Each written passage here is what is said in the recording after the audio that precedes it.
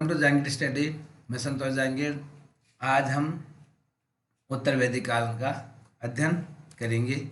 उत्तर वैदिक काल का जो समय था वो 1000 ईसा पूर्व से 600 ईसा पूर्व तक माना जाता है।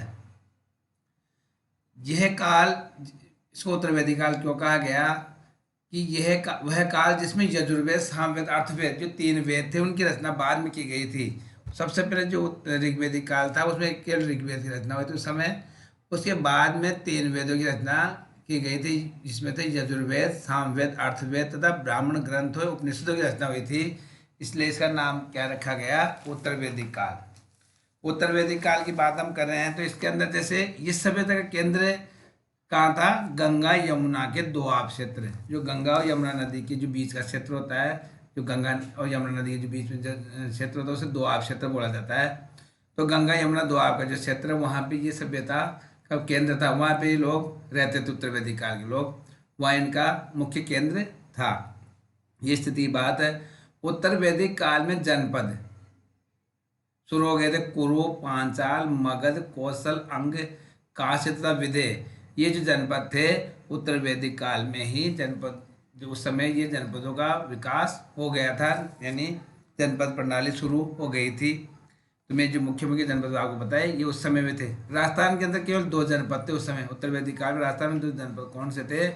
मत्स्य और शिवी जनपद। मत्स्य और शिवी जनपद मौजूद थे उस समय उत्तर वैदिक काल में। अब देखेंगे उत्तर वैदिक काल के अंदर उसकी राजनीतिक व्यवस्था किस तरह की थी। उत्तर वैदिक काल में जो राजनीतिक व्यवस्था किस प्रकार की थी वो देखते हैं हम। जैसे ऋग्वैदिक काल में कबीले पर शासन करने वाला राजा अब उस प्रदेश का शासन करने लगा। जो ऋग्वैदिक काल था उसमें जो कबीला होता था उसे जन कहा जाता था, जन। और उसका जो शासन होता था, उसका जो शासक होता था जन का, वो शासन करता था, जन। जन कहा जाता था। तो मैंने आपको बताया था उसके अंदर। तो कबीले के शासन के स्थान पर अब क्या हो गया? उस प्रदेश, एक बड़ा क्षेत्र में शासन करने का जो स्थान, उसका नाम क्या हो गया? प्रदेश। प्रदेश में शासन करने लग गया वो राजा। अब उसका क्षेत्र क्या हो गया? उत्तर वैदिक काल में क्षेत्र क्या हो गया? बहुत ज़्यादा बढ़ गया। तो जो कबीले पर शासन करता था उसकी जगह किस पे शासन करने लग गया? वो प्रदेश पे शासन करने लग गया।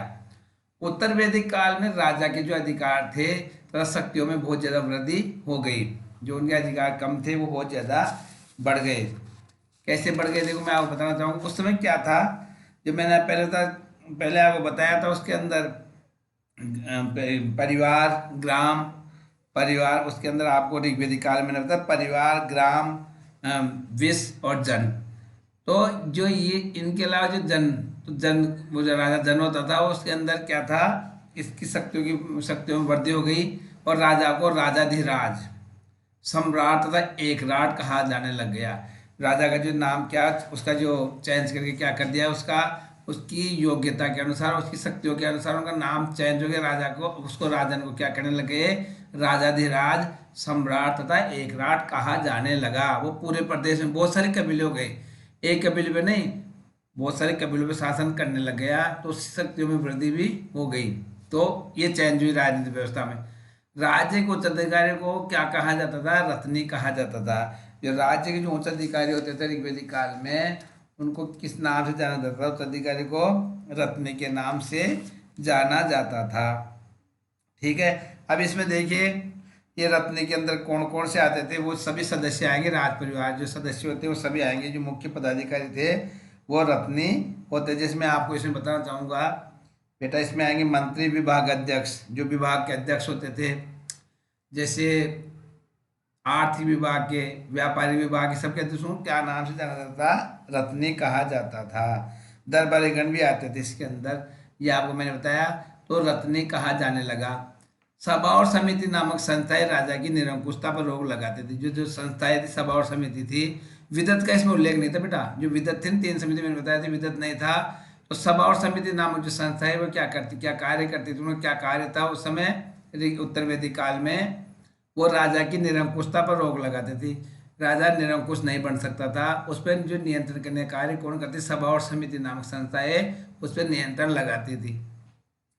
और राजनीतिक व्यवस्था के अंदर हम देखेंगे इसका जो और जिसमें महत्वपूर्ण विशेषता देखिए तो क्या है? उत्तर वैदिक काल में नियमित करों की रेगुलर टैक्स की प्रतिष्ठा स्थापित हुई। जो कर लगाए जाते हैं वो नियमित कर दिए गए। भाई हमेशा कर देना है, एक फिक्स कर दिया गया, तो रेगुलर टैक्स की व्यवस्था उस समय कर दी गई। अब देखेंगे उत्तर वैदिक काल के अंदर 4 यज्ञ प्रमुख थे बेटा। 4 यज्ञ होते थे। जो 4 यज्ञ कौन कौन से थे? जो 4 यज्ञ थे वो थे राजसूय, अश्वमेध, वाजपेयी, अग्निष्टोम। अब आपको मैं राजसूय यज्ञ के इनके चारों के बारे में थोड़ा बताना चाहूंगा, आप इस मेरी बात को ध्यान सुनो। राजसूय यज्ञ क्या होता था कि जब राजा राजा का राज्याभिषेक को किया जाता था, उस समय ये राजसूय यज्ञ होता था। ये अनुष्ठान यज्ञों में प्रजा को विश्वास होता था कि सम्राट को दिव्य शक्ति मिल गई है। जब राजा अपना राज्याभिषेक करवाता था तो उस समय इस यज्ञ के द्वारा ये महसूस होता था प्रजा को कि राजा को दिव्य शक्ति प्राप्त हुई है, वो हमारे लिए अच्छे कार्य करेगा, प्रजा कल्याण कार्य करेगा, अपने देश की रक्षा करेगा, ये शक्ति उसके अंदर आ गई है। तो राज्याभिषेक इसमें जो यज्ञ होता था उसे क्या कहा जाता था? राजसूय यज्ञ। ठीक है। अब राजसूय के अलावा जो दूसरा एक महत्वपूर्ण यज्ञ था वो अश्वमेध यज्ञ, आगे भी चल रहा है, कई जगह पहले चलता था। अश्वमेध यज्ञ का मतलब क्या होता था? इसका जो अर्थ होता था कि राजा अपनी शक्ति बढ़ा, जैसे राजा होता था शक्ति, कितनी शक्ति है उसके अनुसार से वो क्या करता था? वो यज्ञ के द्वारा एक घोड़ा छोड़ता था, अश्व छोड़ देता था। वो अश्व का क्या होता था कि जहां तक अश्व जाएगा उस तक उस राजा का क्या हो जाएगा? उसका राज्य क्षेत्र बढ़ जाएगा। उस अश्व को कोई नहीं पकड़ सकता था। अगर जो पकड़ ले अश्व को रोकेगा उसको राजा से उसको युद्ध करना पड़ेगा। जब अश्व चारों तरफ घूमता था तो राजा क्या बनता था? चक्रवर्ती राजा कहलाता था। तो अश्वमेध था वो जो शक्तिशाली राजा करते थे। अश्वमेध यज्ञ जो शक्तिशाली राजा क्या करते थे? अपनी शक्ति को दिखाने के लिए, अपने राज्य विस्तार की सीमाओं को बढ़ाने के लिए अश्वमेध यज्ञ करते थे।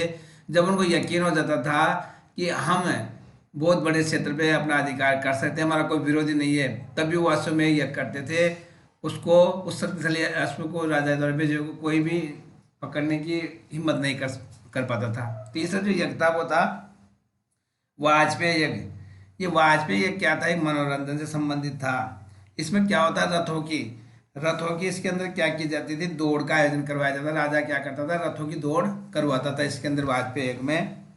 और राजा सहयोगियों के द्वारा विजय बनाया जाता। उसमें राजा की सहयोगी यानी जो भी उसे विजय होता था उसको इनाम पुरस्कार ही दिया जाता था और राजा उसको अपना सहयोगी बनाता था।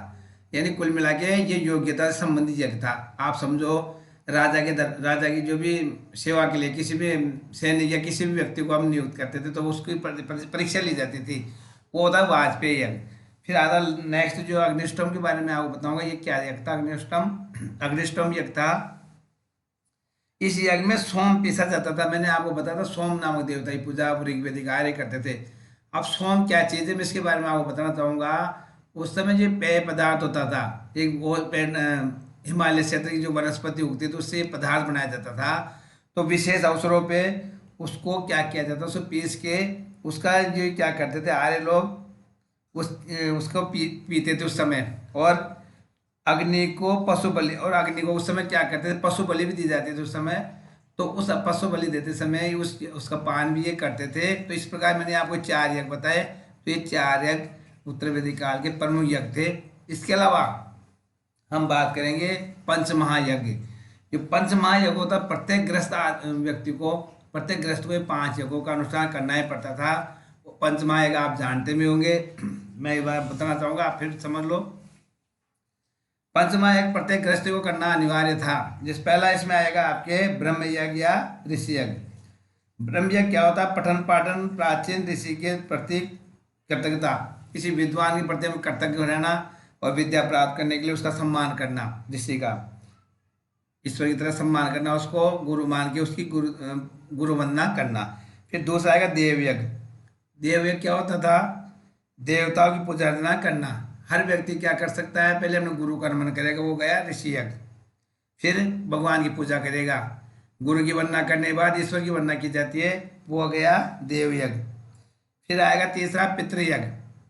इसका मतलब क्या होता है? पितरों को तर्पण। जो अपने पूर्व जो लोग, जो अपने परिवार के जो पूर्व लोग जिनकी मृत्यु हो गई, उनको एक तरीके से उनको तृप्त करने के लिए ये यज्ञ किया जाता था।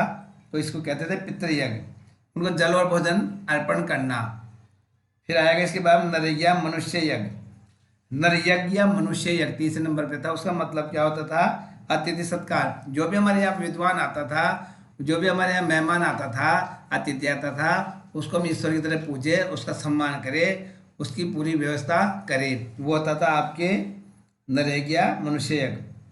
नेक्स्ट जो पांचवा यज्ञ होता था गृहस्थी के लिए, वो था भूत यज्ञ या बलि। भूत यज्ञ या बलि।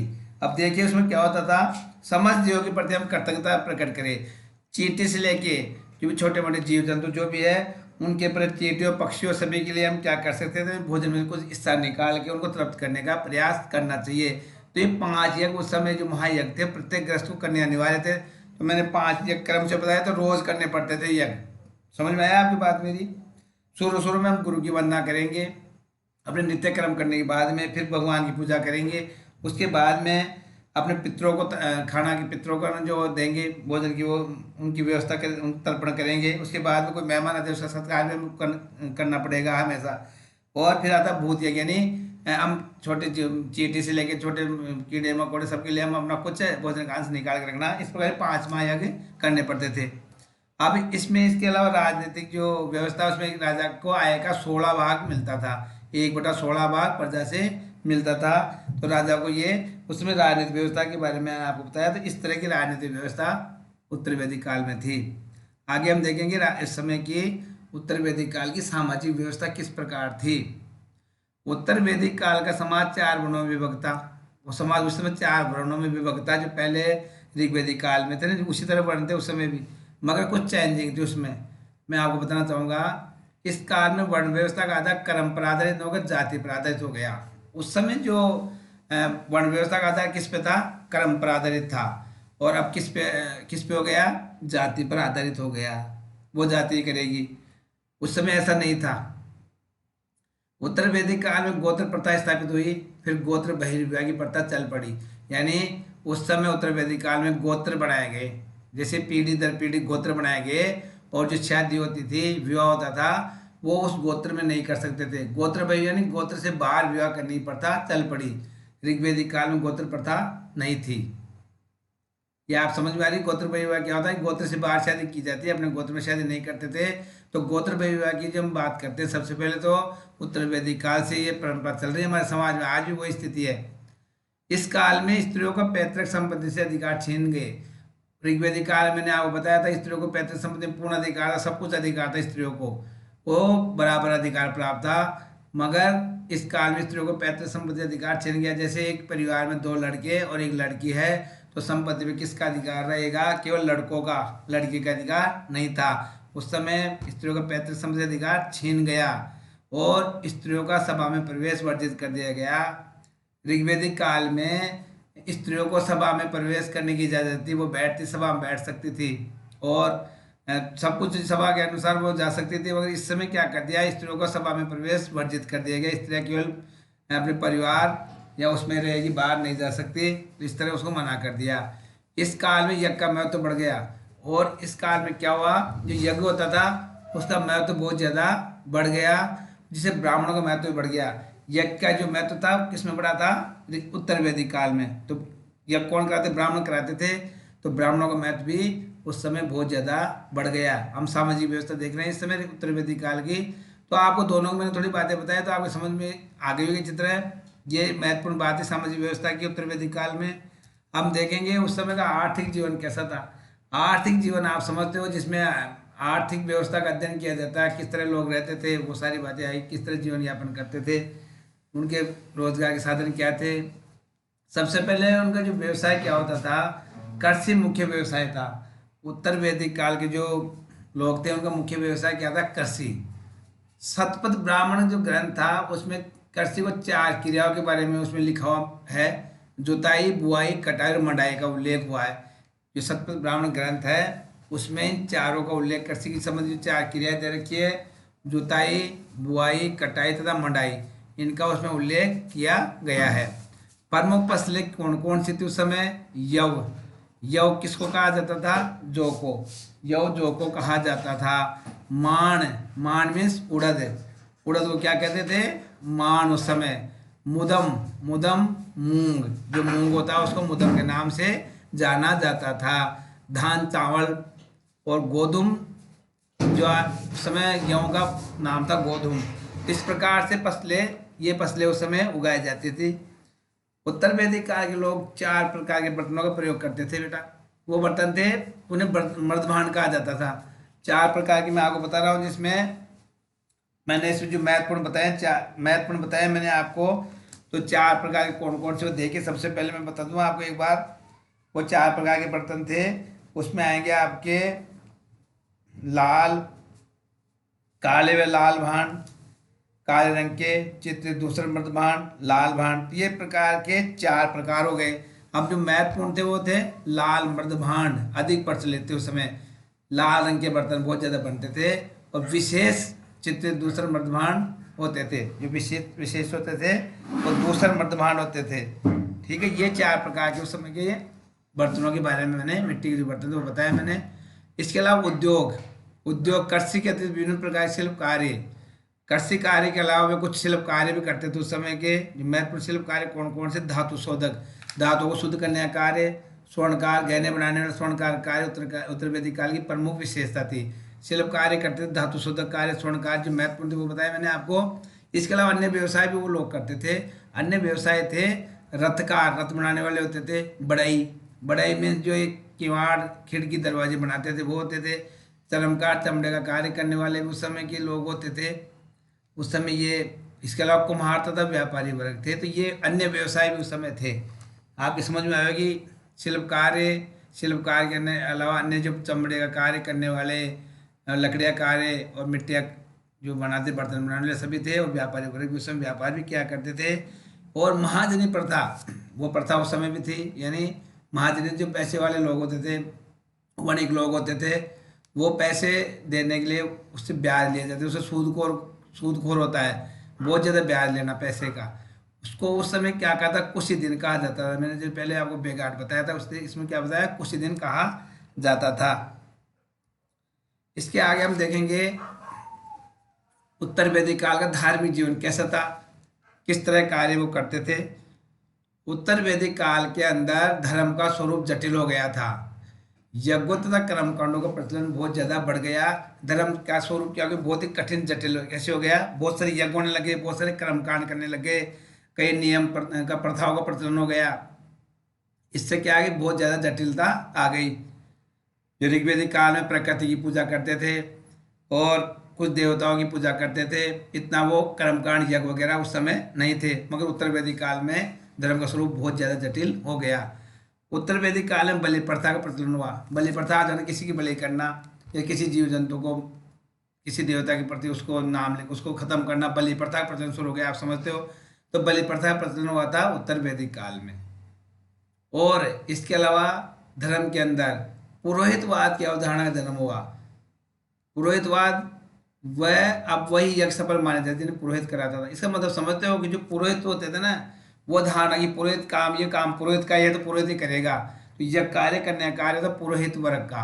तो पुरोहितवाद की अवधारणा जाएगी, ये यज्ञ कराएंगे केवल पुरोहित ही कराएंगे और यज्ञ तभी सफल माना जाएगा जिन्हें पुरोहित कराएगा। जैसे ब्राह्मण लोग भी होते थे, वो भी करा सकते थे, वो भी कोई यज्ञ करवा सकता था, विद्वान व्यक्ति। मगर नहीं, उस समय ये थी कि ये कार्य पुरोहितों का है तो पुरोहित ही करेंगे। तो पुरोहितवाद की अवधारणा का जन्म भी उत्तर वैदिक काल में हुआ था। ऋग्वेदिक काल के लिए मैं 2 मुख्य बातें बता रहा हूँ। जो प्रमुख देवता थे उस समय मैंने आपको बताया 2 प्रमुख देवता, ऐसे 3-4 देवता थे। 2 प्रमुख देवता, इंद्र और अग्नि का महत्व बहुत ज्यादा था उस समय ऋग्वेदिक काल में। इंद्र को तो युद्ध का देवता माना गया था, मैंने आपको बताया था। अग्नि को क्या था? अग्नि का महत्व, अग्नि क्या था? देवताओं और मनुष्य के बीच में कड़ी का कार्य करता था। बीच में हवि के द्वारा, जैसे कि मनुष्य को यज्ञ करके हवि द्वारा उसको करना अर्पित करेंगे तो वो देवताओं को मिल जाएगा। तो इन महत्वपूर्ण देवता के स्थान अब उस समय क्या हो गया? उत्तर वैदिक काल में क्या हो गया? बहुत थोड़ा कम हो गया। उनके स्थान में प्रजापति का स्थान ऊंच हो गया। प्रजापति कौन से थे? देवकुल में सृष्टि निर्माता ब्रह्मा थे। ब्रह्मा जी का स्थान उत्तर वैदिक काल में सर्वोच्च स्थान प्राप्त हो गया। उनका जो स्थान था इनसे भी ज्यादा हो गया। और इस काल के अंदर रुद्र इस काल के महत्वपूर्ण देवता हो गए। रुद्र भगवान शिव। और रुद्र की पूजा किस रूप में की जाने लगी? उत्तर वैदिक काल में शिव के रूप में पूजा की जाने लगी। जो शिवलिंग की पूजा की जाती है उत्तर वैदिक काल में, उस तरह की पूजा होने लग गई। तो महत्वपूर्ण देवता हो गए जो विष्णु थे उनको सर्वरक्षक देवता के रूप में पूजा जाने लगा। हम उसके उत्तर वैदिक काल धार्मिक जीवन की बात कर रहे हैं हम सभी। तो देखिए, तो विष्णु सर्वरक्षक के रूप में पूजा जाता था, और पोषण शूद्रों के देवता के रूप में प्रचलित थे, जो पशु के देवता थे। उत्तर उसमें ऋग्वेदिक काल में बेटा जो पोषण देवता थे वो क्या थे, पशुओं के देवता थे। अब उत्तर इसके अंदर क्या हो गए, इसके अंदर शूद्रों के देवता के रूप में प्रचलित हो गए, वो शूद्र जाति के देवता के रूप में प्रचलित हो गए, ये चेंजिंग हुआ उसमें। और इसके अलावा और भी कई दर्शनों का जन्म हुआ, और भी देवता की पूजा की जाती थी। तो मैंने मोस्ट बातें आपको बताई। इसके अलावा उत्तर वैदिक काल में बहुदेववाद, बहुत सारे देवताओं को बाद, यानी बहुत सारे देवताओं को मानने का बहुदेव, बहुत सारे देवताओं को मानने की प्रथा शुरू हो गई। वासुदेव संप्रदाय एवं षट दर्शनों का, जिसमें सांख्य, योग, न्याय, पूर्व मीमांसा, उत्तर मीमांसा का बीजारोपण हुआ। जिस षट दर्शन यानी 6 दर्शनों का हुआ, एक दर्शन और है जिसका उसको बोलते हैं अपन चावाक दर्शन, मैंने उसका भी उल्लेख किया है, तो उसके बारे में आपको बताऊंगा। तो ये कब हुआ, उत्तर वैदिक काल में। षट दर्शनों की बात करेंगे कब हुई, उत्तर वैदिक काल में। हम देखेंगे इसके बारे में स्टेप समझ में आ जाएगा आपकी तरह। सबसे पहले हम देखते चावाक दर्शन, ये 6 दर्शनों से अलग है। ये 7 आ रही है ना अपनी टेबल में, तो ये 6, तो ये 2 3 4 5 6 7 तक ये चावाक मैंने डाला, तो 7 दर्शन थे। चावाक यानी भौतिकवादी दर्शन था ये, भौतिकवादी में समझते हो, इसका रचयिता चावाक थे, महर्षि चावाक। इसका मैं थोड़ा बताऊँ आपको। चावाक दर्शन में क्या होता है कि जब तक जियो प्रेम से जियो, खुश होकर जियो, और उधार लेके भी घी पियो, ये इसकी भावना थी। यानी ये क्या चाहते थे ईश्वर को, ये नास्तिक दर्शन था ये चावाक।